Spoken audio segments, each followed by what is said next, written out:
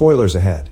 Watch out, and take care. A dictatorship reigns on the distant planet Kyton. The cruel ruler Admiral Skorba wants to enslave the whole world. But there are still daredevils on his planet who are ready to resist the evil dictator. A talented scientist Yang endows his newborn son with superpowers in the hope that he can save the universe. Skorba quickly finds out about this and flies to the scientist's laboratory to get rid of the dangerous child. To save his son, Yang puts him in a spaceship and launches him to Earth. Immediately after this, the Admiral bursts into the laboratory with his guards and his daughter Agatha. The girl can read other people's minds, and with the help of her ability she will find out where the super child was sent. So Agatha receives the first important mission from her dictator father. She will have to fly to Earth and return the son of the scientist to Kyton. On the way, the spaceship with the boy crashes into a satellite, which causes it to end up in Spain, and Agatha loses track of it and goes to the USA. The boy's ship is found in the field by a married couple and they decide to adopt an unusual mustachioed child. The Lopez family quickly realized that they had adopted an unusual baby. All attempts to shave off the child's mustache ended in failure. The hair returned in a moment. Little Juanito Lopez easily lifted the car over his head, threw people through walls and burned objects with his eyes. Thanks to his superpowers, the boy easily won a football match alone without giving a single pass to the other players in the team. Due to the strangeness of the boy, no one came to him for his birthday.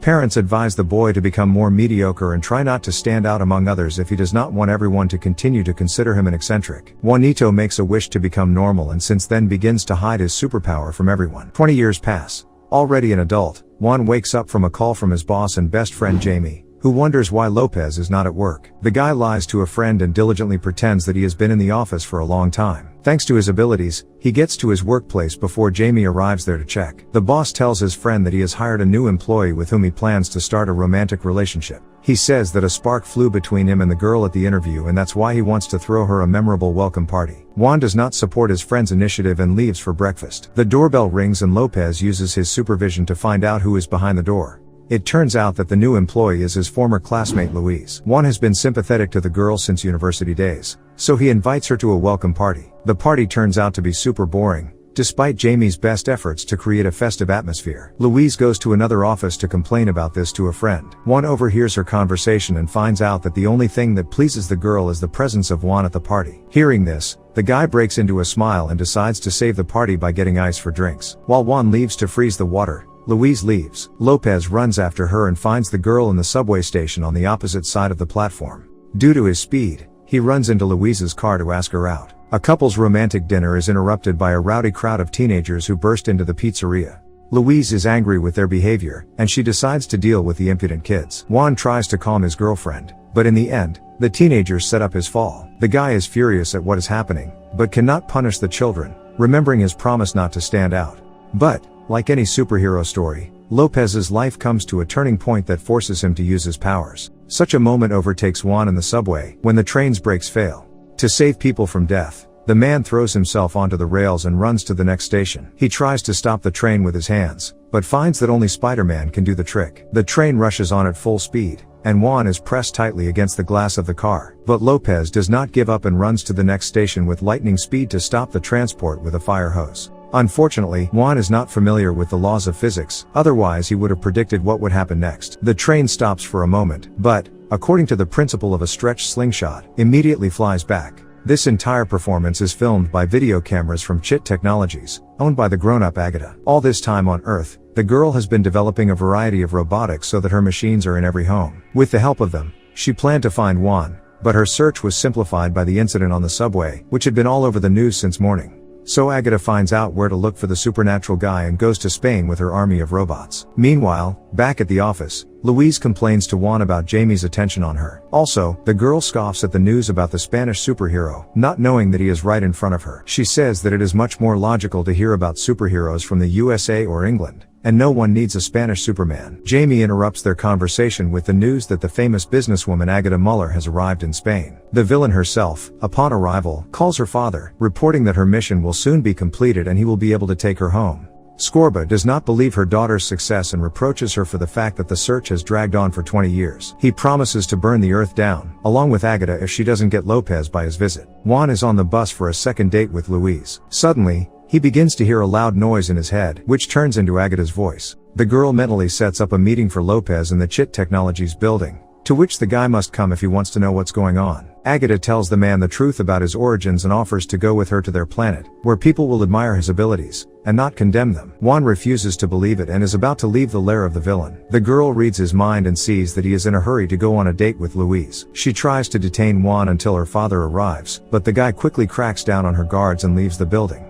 Then Agatha has a new plan, and she orders her robots to get Louise's DNA. At the office, a robotic vacuum cleaner reads Louise's lip print on a cup and sends the information to its owner. This is noticed by Jamie and he tries to stop the process, but the evil creation declares a hunt for him and transforms into a spider. The boss is saved by the janitors, who help him destroy the vacuum cleaner, but the robot has already managed to transfer Louise's DNA to Agatha. So Jamie decides to go to the girl's house to warn her of the danger. Juan is late for his date and comes to Louise's house to apologize. The upset and tipsy girl confesses her feelings to him, but the guy cannot reciprocate them. He knows that Louise likes his friend and must first explain himself to him. But Louise manipulates the guy and he kisses her goodbye. Jamie witnesses the kiss and resents his friend. He is immediately recruited by Agatha and demonstrates a robot that looks exactly like Louise. She promises that if Jamie helps her, then the real Louise will be his. The next day, Juan still decides to ask his adoptive parents about his origin. They confess that they found him in the field and show the guy the spaceship in which he arrived on this planet. Juan accidentally turns on the projector,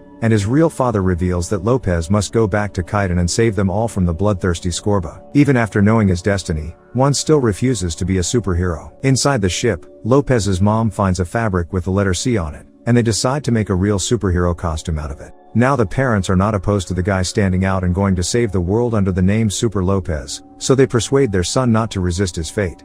The badass superhero starter pack includes the ability to fly, but Juan has never tried it yet. To take off, the guy jumps off the outbuilding, but falls to the ground like a stone. The neighborhood kids mock Juan's costume and give him the middle finger, unexpectedly helping him figure out this superpower. In response, the guy makes the heavy metal goat horn sign and begins to levitate. Having made the same sign with his other hand, Juan rises into the air at great speed and flies away in an unknown direction. Super Lopez spends some time on mastering the new possibility of his body and returns back home.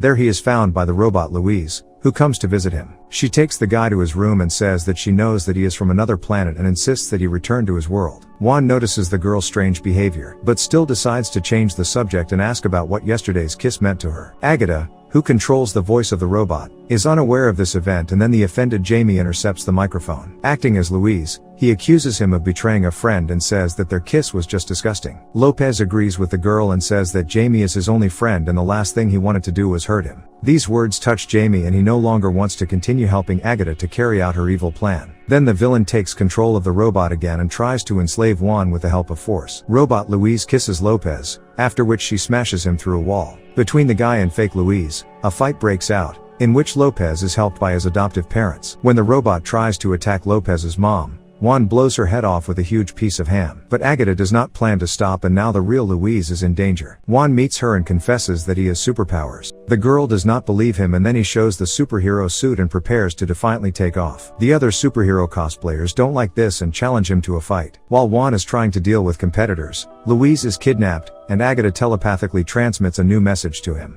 The guy quickly deals with the cosplayers and flies to Agatha's office to save his beloved. Inside the building, he sees bound friends. As soon as he begins to release them from all the speakers in the room, a nasty sound begins to be heard, which deprives Lopez of strength. Jamie asks Louise to confess her feelings to Juan to cheer him up, but it doesn't work. But as soon as friends begin to insult Juan, he becomes furious and filled with energy. With the help of laser beams from his eyes, he manages to make a safe passage in the wall and free his loved ones. By then, Scorba comes to Earth for a visit. Agatha once again failed to catch Juan, and therefore her father calls her the shame of the family. This becomes the last straw for the girl and she decides to end Scorba forever by tearing out his oxygen hose. After reading her father's last thoughts, Agatha sees that he is now proud of his daughter, because now she has become the new dictator. Juan makes it clear to his family that he no longer wants to be a superhero and tries to burn his costume. But they are interrupted by Agatha, who flew to Lopez's house on a space saucer. After landing on the ground, she presses the red button and her vehicle transforms into a combat vehicle. While Papa Lopez distracts the villain, Juan has to run for his costume again.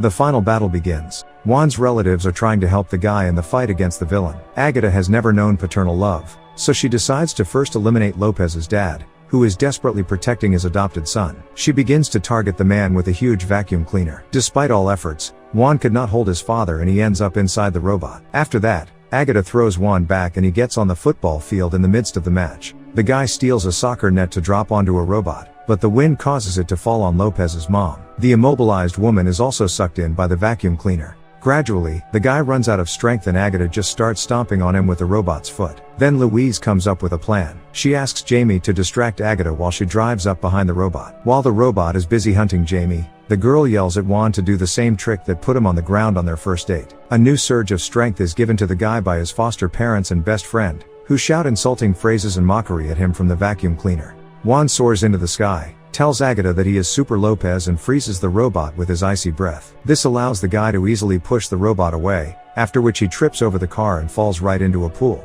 The villainess is defeated and now Louise recognizes that her lover is a real Spanish superhero. Their moment is interrupted by Mother Lopez, who tells her son that his biological family is still waiting for him to save them. But the guy has already come up with a solution. He sends Agatha and one of the cosplayers to his home planet instead of himself. Super Lopez's parents mistake the cosplayer for their son and appoint him as the new ruler of the planet Kaidan. The fight between Super Lopez and Agatha was filmed by neighborhood kids, and since then the whole country has heard about the first Spanish superhero. Now Juan is trying to live his superhero life, flying around the neighborhood and saving humanity. But his heroic deeds cause a flurry of discontent among people, as the Spanish government had to increase taxes to pay for the damage after all the destruction. Louise is also unhappy with Juan's eternal impulses to save the world, because of which he is constantly late for dates. But the guy's real adventures are just beginning. At the cafe, Super Lopez notices a strange man with a teleporter, who hints to the guy that they will meet again soon.